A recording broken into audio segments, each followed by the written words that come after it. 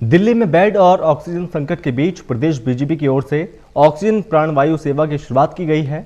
इसके तहत 6 बेड के मोबाइल ऑक्सीजन एक को अस्पताल के बाहर इंतजार करने वाले मरीजों के लिए तैनात किया जाएगा।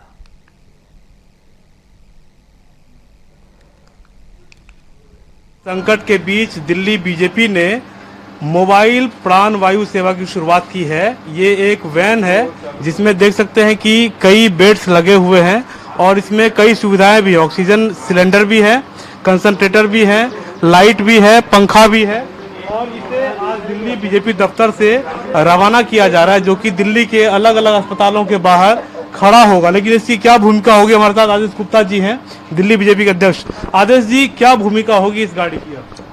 देखिए, दिल्ली में कोरोना संकट में ऑक्सीजन क्राइसिस को देखते हुए भारतीय जनता पार्टी ने मोबाइल प्राणवायु सेवा शुरू की है।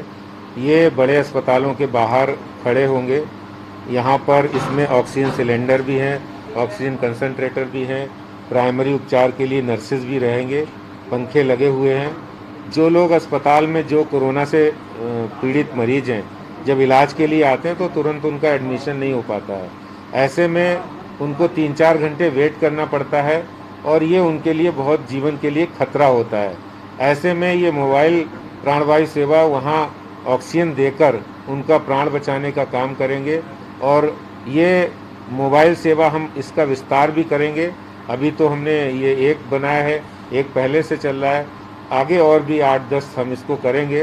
ये दिल्ली के अंदर जो लोग वेटिंग में हैं, जो लोग जिनको ऑक्सीजन नहीं मिल पा रही है, जिनको एडमिशन नहीं मिल पा रहा अस्पतालों में, उनके लिए ये बहुत मददगार साबित होगी। एक चीज और पूछ रहा हूँ, अब तो दिल्ली सरकार कह रही है कि ऑक्सीजन जब उपलब्ध हो गया है तो बेड्स पर्याप्त हो जाएंगे, 9-10 हज़ार ऑक्सीजन बेड एक्स्ट्रा हो जाएंगे, तो लगता नहीं कि देर से आप लोग ये लेकर आए हैं? देखिए, हमारा पहले से ही हम ऑक्सीजन सेवा चालू रखे थे। हमारे कार्यकर्ता लोगों को ऑक्सीजन देना, सिलेंडर देना, ये काम कर रहे थे।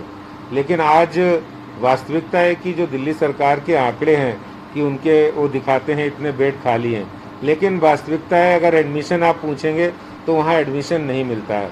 किसी भी बड़े से बड़े अस्पताल, चाहे वो LNJP हो, GTB हो, असलियत ये है कि जितने वो खाली बेड वहाँ दिखा रहे हैं, इतने खाली बेड वहाँ है नहीं, लोगों को मिल नहीं रहे। जब एडमिशन हो नहीं रहा है, लोग भटक रहे हैं, तो ऐसे में ये सेवा बहुत कारगर साबित होगी। ठीक है, शुक्रिया। तो ये एक शुरुआत की गई है और ऐसे 10 मोबाइल जो प्राणवायु सेवा है वो दिल्ली को दी जाने वाली है बीजेपी की ओर से। और ये कहा जा रहा है कि जो लोग अस्पताल के बाहर इंतजार कर रहे होंगे उनके लिए ये काफ़ी कारगर साबित हो सकता है। लेकिन अब जबकि दिल्ली में सरकार भी कह रही है कि बेड्स की संख्या पर्याप्त हो जाएगी ऑक्सीजन की उपलब्धता के बाद, तो एक सवाल भी खड़ा होना लाजमी है कि इतनी देर से ये जो इस तरह के प्राणवायु वाहन लाए गए हैं, इसकी कितनी उपयोगिता रह जाएगी। दिल्ली बीजेपी दफ्तर से कैमरा पर्सन मनमोहन के साथ मैं विश्वजीत झा, टोटल न्यूज़ के लिए।